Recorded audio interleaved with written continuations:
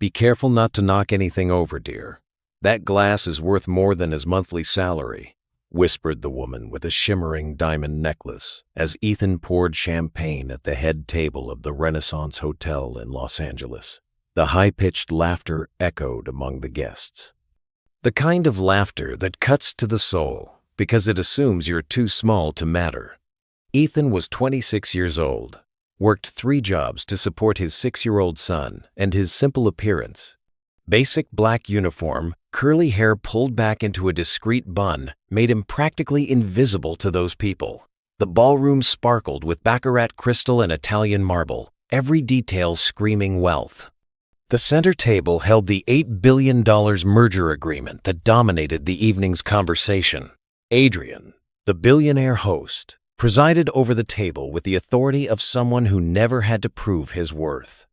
Around him, executives, shareholders, and lawyers celebrated what would be the biggest deal of the year in the technology sector. Ethan was just a waiter there to serve drinks and disappear. But when his eyes caught a specific clause in the contract, he froze. He approached his side, his voice barely above a whisper. "Mr. Adrian, don't sign that." What happened next left the entire room in absolute silence. Ethan didn't seem to belong in that world. His beauty was natural, without elaborate makeup or expensive jewelry, just a serene face that carried a quiet dignity. He had grown up in Compton, raised by his grandmother, who cleaned offices at night and taught him that education was the only inheritance no one could steal from him. People looked at him and saw someone out of place, someone who should know his place. But Ethan had never been invisible. He never had been. "Excuse me, did you say something?"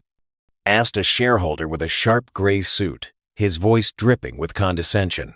"Because I'm sure I didn't hear a waiter giving his opinion on billion-dollar businesses." The table erupted in laughter. A man in a flashy red tuxedo covered his mouth with his hand, whispering loudly enough for everyone to hear. How embarrassing. Someone should explain to him how these things work. A woman with a thin mustache shook her head. He probably can't even read these documents properly. He should be in the kitchen, not here. Ethan continued serving, his hands steady, his face impassive. He owed them no explanation. As he moved on to the next table, a young man in a gold suit turned to his friend. "Look at the state of his shoes. He clearly has no business being here." His companion laughed. "I bet he came to pick up leftovers to take home." The words hit him like slaps. But Ethan didn't stop. He adjusted a napkin with precise movements, as if anchoring himself against the storm of cruelty. Some guests turned to watch, waiting to see him break. He didn't break. The contract remained in the center of the table like the trophy of the night. Billions of dollars, entire companies, all boiled down to pages of incomprehensible legal text. Adrian watched everything with his calculating eyes. The kind of man who didn't need to raise his voice to be respected. When Ethan refilled a glass, his eyes returned to the document. His breath almost stopped. There it was, a reverse transfer clause buried in the middle of the legalese. His late mother, Professor Diana, had taught him about it years ago. "It's a trap, son," she had said, sitting at her desk, cluttered with books when he was a teenager. "It seems harmless, but it can destroy an empire in 30 days. His mother had been a leading authority on behavioral economics, the kind of woman banks consulted in times of crisis. She died when Ethan was 18, leaving behind only her books and handwritten notes. He had read everything, every page, until the words became part of him. Without hesitation, he approached Adrian. "Don't sign that." The room erupted in hysterical laughter. The lead lawyer, adjusting her glasses, leaned forward. "Who do you think you are to interrupt billionaires?" Her voice dripped with contempt as the laughter grew. "He must think he's in a movie," said a man with huge cufflinks to his companion, laughing loudly, saving the day like a hero. An executive with a gold chain around his neck snorted. This is adult conversation. Go, do his job. The whispers grew, turning Ethan into a joke. The manager, a nervous man with a fake smile, rushed over to him. Ethan, what are you doing? You're causing a scene. He didn't look at him. His eyes remained fixed on Adrian, who now watched him with a curious expression, as if seeing him for the first time. His hands clenched the tray, but his voice remained calm. Transfer of all parent company assets within 30 days. He pointed to the contract with a steady finger. The laughter stopped abruptly.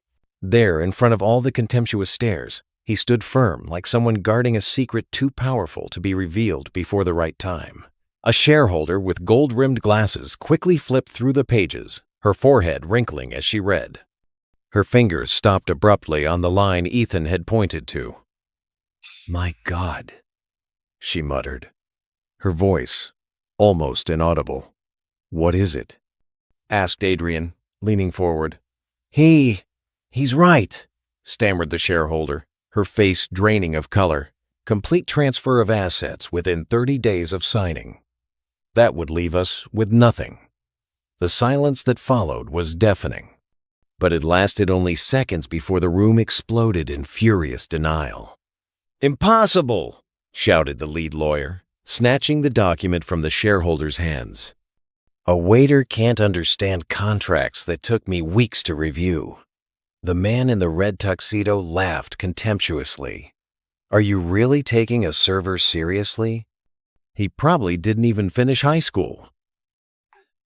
The burly executive slammed his fist on the table. "This is ridiculous.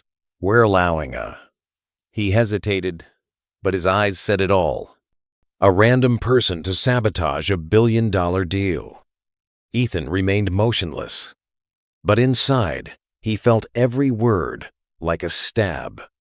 It wasn't the first time he had faced this. From his childhood in Compton, when teachers assumed he couldn't keep up with advanced classes, to jobs where he was consistently underestimated, his grandmother, Dorothy, always said, "Honey, let them think you're small. When they show you who they really are, you'll be 10 steps ahead." The hotel manager appeared at his side, whispering urgently, "Ethan, you need to stop this. You're going to lose your job, and you could even be sued for interfering with guest relations." He nodded silently but didn't move. His eyes remained fixed on the contract as memories flooded his mind. He was 15 when his mother came home frustrated after discovering that a family had lost everything because they didn't understand a similar clause. People are being cheated every day by these contracts. "Ethan," she had said, opening her books on the kitchen table, "they use complicated words to hide the traps. That's why you need to learn to read between the lines." For years, even after she died in a car accident when he was 18, Ethan continued to study her notes. He worked during the day as a cleaning lady in offices. But at night, he devoured books on economics, business law, anything he could find at the public library. When he became a father at 20, many thought he would give up his studies. Instead, he studied while his son slept, memorizing complex concepts between midnight feedings. "Sir," said a woman in a pinstriped suit, her voice dripping with condescension, "I admire your initiative, but this is a job for qualified professionals. Perhaps you should go back to your job." The woman with the diamond necklace nodded to a colleague. "See? That's exactly why I always say certain people should know their place. Imagine if everyone started giving their opinion on serious business matters." "It's embarrassing," whispered another executive. "Imagine if this leaked to the press. Billionaire's halt merger because waiter had an opinion. It would be humiliating." Ethan felt something burn in his chest. Not exactly anger, but an iron determination that came from years of being underestimated. He remembered the time a client treated him like he was invisible, while discussing investment strategies he knew were completely wrong. Or when a lawyer talked about her as if she weren't there, assuming she wouldn't understand basic legal terms. Every insult, Every look of disdain, every time someone treated him as less capable because of his appearance or social status, had fueled a flame inside him. His 6-year-old son, Oliver, would be raised in a different world. A world where a black boy from the suburbs could speak up and be heard. "Listen," Adrian finally said, her voice cutting through the hubbub. Regardless of who noticed it first, we need to understand if there really is something problematic with this contract. The opposing lawyer, a thin man with a thin mustache, forced a laugh. "Adrian, don't tell me you're considering canceling an $8 billion deal because of this." He gestured vaguely toward Ethan. "He doesn't even know how to use a calculator properly," sneered a woman with extravagant jewelry. "How could he possibly understand complex corporate structures?" But Ethan noticed something the others didn't. Adrian was actually reading the clause now, his eyes scanning each word with growing concern. And he wasn't the only one. 2 other shareholders had leaned forward to examine the document, their expressions gradually changing from contempt to unease. He knew that look. It was the same look he saw on his mother's face when she discovered a legal trap. The same expression he himself had when he recognized the pattern in those pages. For a moment, when he saw Adrian pause on a specific line, his breath almost stopped. He had found the second clause, the one he hadn't mentioned yet, the one that would turn the problem from catastrophic to apocalyptic. Each new attempt to silence only strengthened something inside Ethan that his oppressors couldn't see. A silent force fueled by the very injustice they were trying to impose. What those privileged people didn't know was that every act of contempt was writing their own sentence, and the final judgment was closer than anyone could imagine. While the lawyers furiously argued the validity of the clause, Ethan discreetly removed his cell phone from his apron pocket. His hands trembled slightly as he typed a quick message. "Professor Janet, I need to confirm something urgent about reverse transfer contracts. It's about those cases that my mother documented." The reply came within seconds. "Ethan, where are you? Those contracts are extremely rare and dangerous. I'll call you in 5 minutes."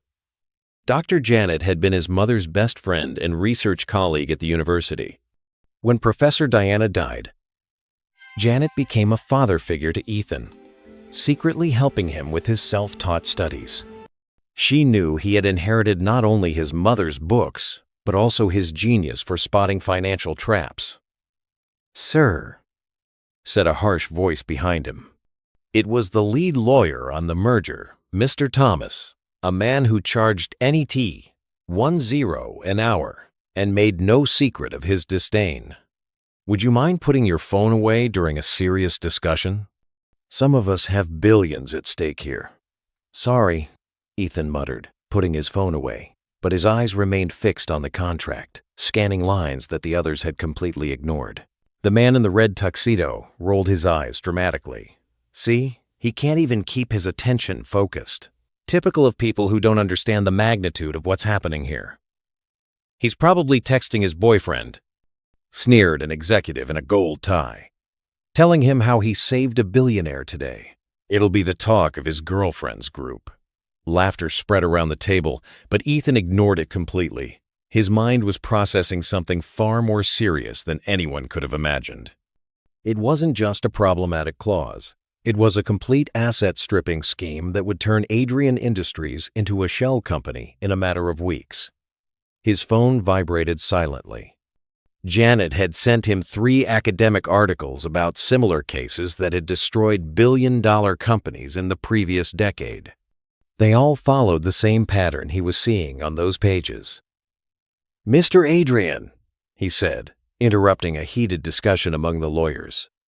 "Can I speak with you privately for a moment?" The silence was instant and awkward. "This has gone way beyond the pale," Mr. Thomas exploded, his face red with indignation. A waiter interrupting executive meetings. "This is unacceptable." A woman wearing extravagant jewelry leaned toward her friend. He must be feeling important after getting one thing right by accident. Now he thinks he's a financial consultant. Pathetic, muttered another man. He probably can't even calculate a simple percentage and wants to give advice on billion-dollar mergers. 2 minutes, he said, gesturing for Ethan to approach him. He walked over to him, feeling all eyes burning into his back. When he leaned in to whisper, his voice was low, but firm. Page 63, line 9. They're not just buying his company, Mr. Adrian. They're buying the right to take on all his personal debt as well, including the mortgage on his home and the shares he owns in other companies. Adrian quickly flipped to the indicated page. His eyes widened when he found the specific line written in legal language so complex that even he had overlooked it. "How did you?" he began, but Ethan was already returning to his position. There's no way he could understand that. Mr. Thomas said aloud, trying to read over Adrian's shoulder. He must be making it up to get attention. But the billionaire wasn't listening anymore. He grabbed his own phone and typed furiously, "I need my personal lawyer here now. Maximum emergency." Meanwhile, Ethan received another message from Janet. "I've analyzed the pattern you described. Ethan, this isn't just a merger. It's a hostile takeover in disguise. If they sign this, they'll lose everything in 90 days. Your instincts are correct, just as his instincts have always been." He put his phone away and watched the confusion grow at the table. The executives from the acquiring company were starting to get nervous about Adrian's sudden hesitation. Their leader, a bald man named Frank, was leaning closer and closer over the table. "Adrian, don't tell me you're considering canceling because of some employee's conspiracy theories," Frank said, forcing a laugh. "That's ridiculous, even for you. Maybe we should explain to him how the real world works," suggested a woman with a diamond necklace with a cruel smile. "People like him need to understand their place in society." Ethan felt something familiar burn in his chest.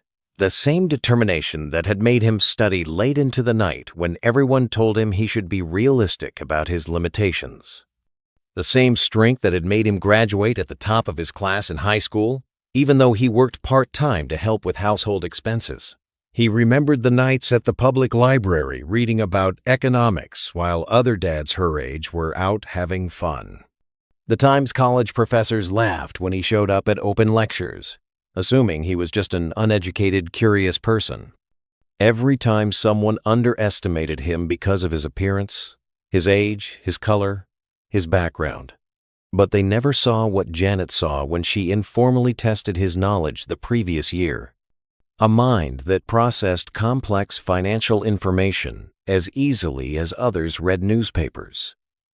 An ability to detect patterns and inconsistencies that had been honed by years of obsessive study of his mother's work. Adrian's phone rang. He answered quickly. "Doug, I need you to review a contract urgently." "Yes, I'm emailing it now." "No, it can't wait until tomorrow." Frank was getting visibly irritated. "Adrian, this is getting ridiculous. We have deadlines to meet and investors waiting, and I have a company to protect."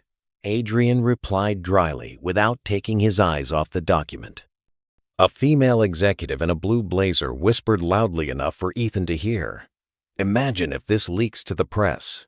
Billionaire cancels merger because he believed a waiter. It would be humiliating for all of us." Ethan continued working silently. But now, every move was calculated. He knew exactly where every problematic clause was in that contract. He knew there were at least 3 more pitfalls that no one had discovered yet.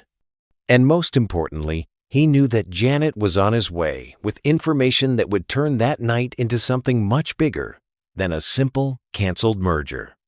As he collected empty glasses, he watched Frank nervously typing on his phone, probably informing his superiors about the unforeseen situation. The man had no idea that Ethan had discreetly photographed several pages of the contract when no one was looking. and that those images were already in the hands of one of the most respected economists in the country. The truth was that this merger wasn't just unfair, it was criminal. And in less than an hour, when Janet arrived with a complete documentation of the precedent cases, everyone in that room would discover that they had underestimated not just a waiter, but a mind that understood the financial world better than many of his own lawyers.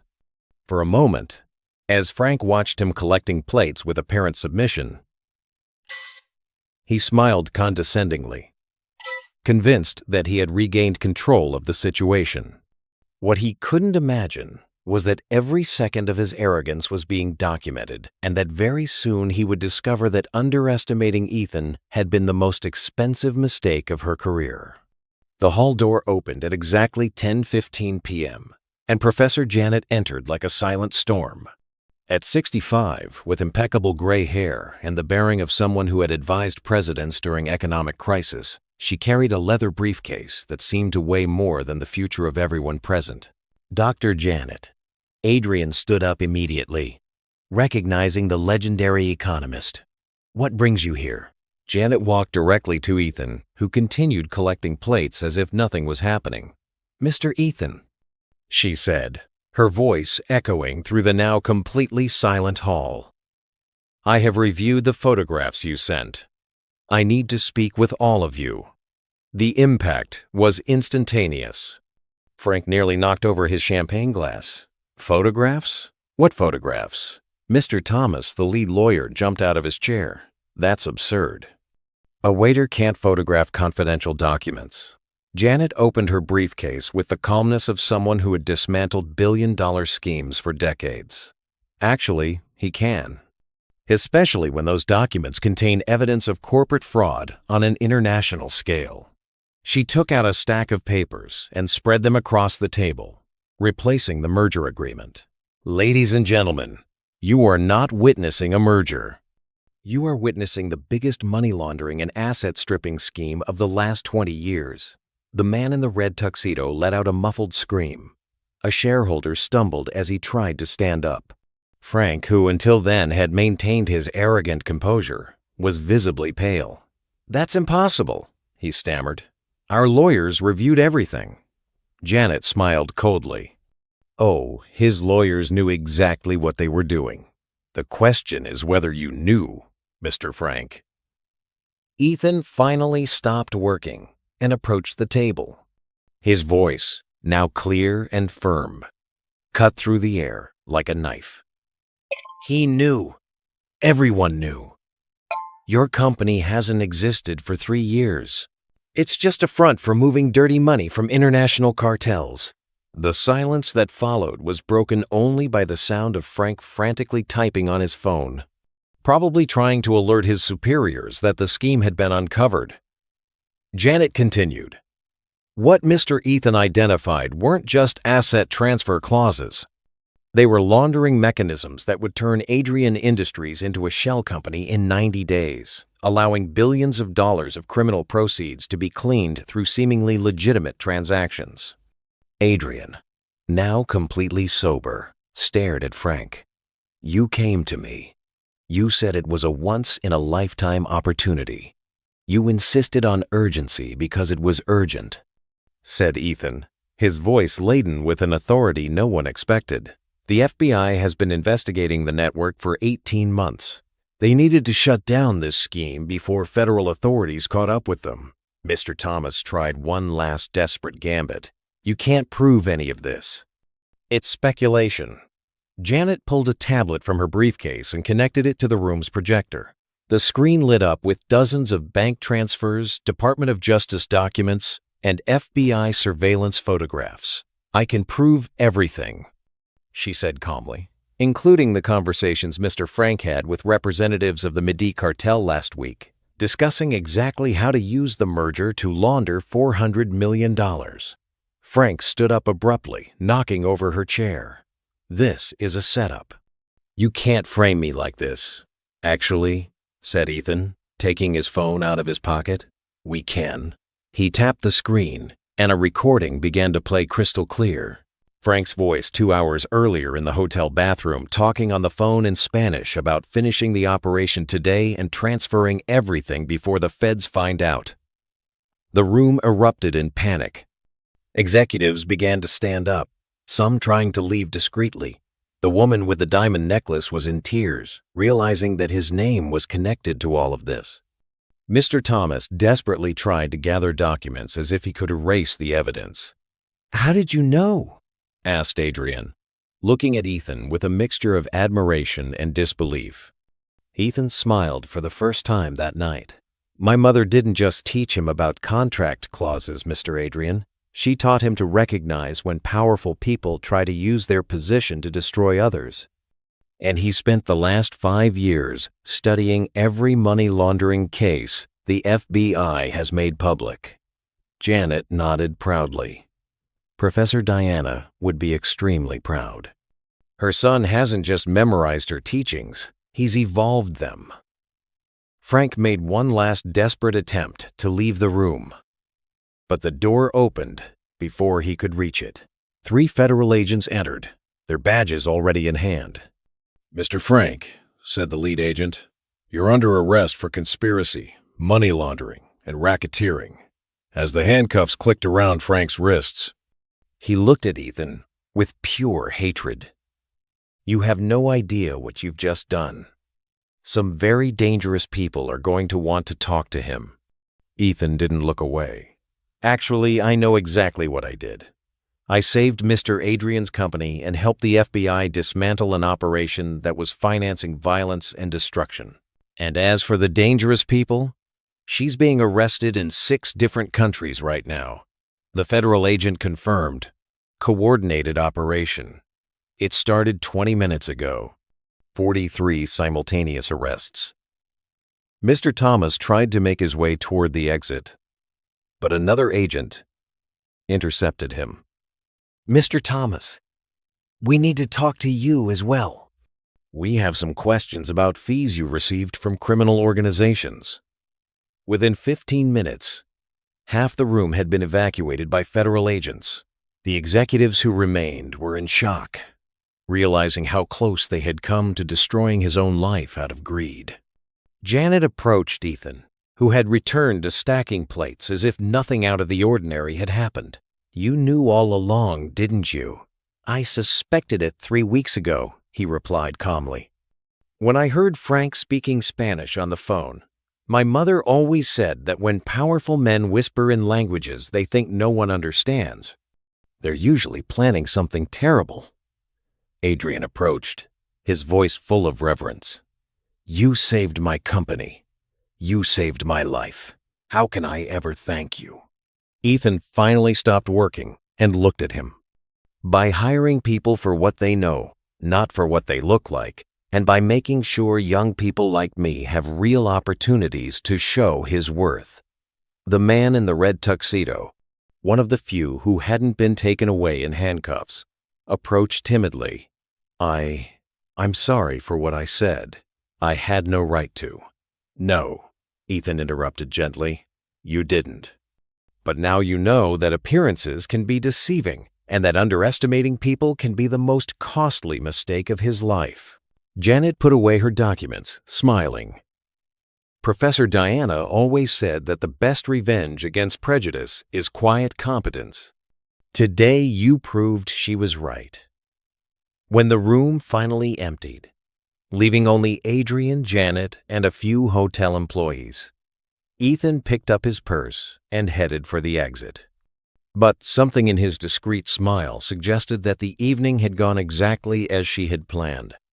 What no one imagined was that this simple waiter had spent the last 3 years working secretly as an FBI informant, using her social invisibility as the most powerful weapon against corporate corruption, and that Frank had been only the first on a much longer list of criminals who had fatally underestimated the black man serving his drinks. 6 months later, Ethan walked through the mirrored hallways of Adrian Industries as director of compliance, earning more in a month than he had in a year waiting tables. His son, Oliver, now attended a private school where no one judged him for where he came from. Frank was serving a 15-year sentence for money laundering. Mr. Thomas lost her law license and worked as an insurance salesman. The man in the red tuxedo had moved to another city after losing all his social contracts. Mr. Ethan. A young black intern called showing him a report. I found some irregularities in the Thompson Corporation audit. Ethan smiled. He had created an exclusive trainee program for young people from the suburbs, teaching them how to detect corporate fraud. 23 cases solved in 6 months. Janet visited him every month, proud. His mother would be thrilled to see you turning injustice into opportunity. In his office overlooking Los Angeles, he kept a photo of his mother in her drawer, along with a thank you letter from the FBI for the biggest anti-money laundering operation of the decade. The waiter everyone underestimated had become the biggest nightmare of white-collar criminals. His story proved that true revenge is not destroying those who humiliate you. It's building something bigger than they could ever imagine. Have you ever been underestimated because of her appearance or background? Share his story in the comments and subscribe to the channel for more stories of people who turn prejudice into power.